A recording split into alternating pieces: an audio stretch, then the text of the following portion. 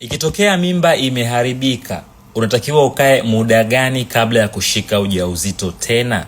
Yaani muda unatakiwa kupumzika mara baada ya kugundua mimba yako imeharibika. Inawezekana ikawa ni mimba imeharibika bila wewe kuamua, au umeitoa, au kwa namna yoyote ile imetolewa na wataalamu na kitu chochote.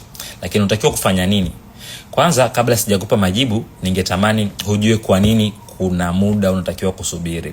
Unafahamu ya kwamba mtu ambaye mimba yake imeharibika kabla ya first trimester, ile zile wiki za mwanzoni 12, ile miezi mitatu ya mwanzo, ni tofauti na yule mtu ambaye mimba imeharibika kwenye zile wiki miezi mitatu ya pili. Yani let's say mimba ina miezi 9, kwa maana yake first trimester ni mwezi wa kwanza mpaka wa 3, ya pili ni wa 3 mpaka wa 6, ya 3 ni wa 6 mpaka wa 9.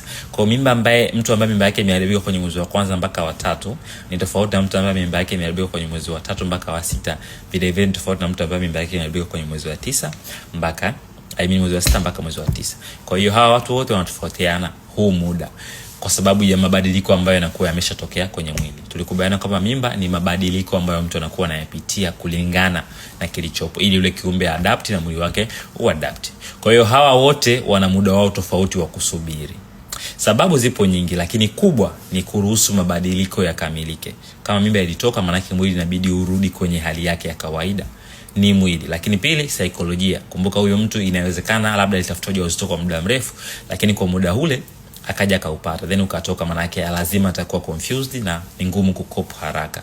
Lakini tatu ni kuchunguza kwa nini ilitoka. Inawezekana sababu unayofikiria si sawa, kwa hiyo tunapata muda wa kuchunguza.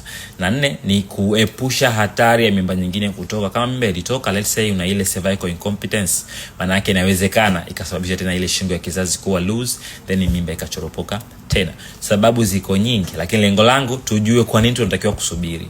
Kwa sababu mara kadhaa mtu anakuja na kuambia mimba iliharibika daktari, nataka mimba tena. Yani unataka upate nyingine, yani ile back to back. Of course si nzuri kiafya. Sasa kabla sijakupa maelezo, ningetamani kuona comment yako. Unadhani tunatakiwa kusubiri muda gani kulingana na sababu nilizokupa? Tusubiri muda gani ili tuone kwamba sasa mtu anaweza kushika tena ujauzito? Share makala hii na rafiki, lakini kumbuka hii ni Swahili Medics. Jitambue, jitibu, jiamini.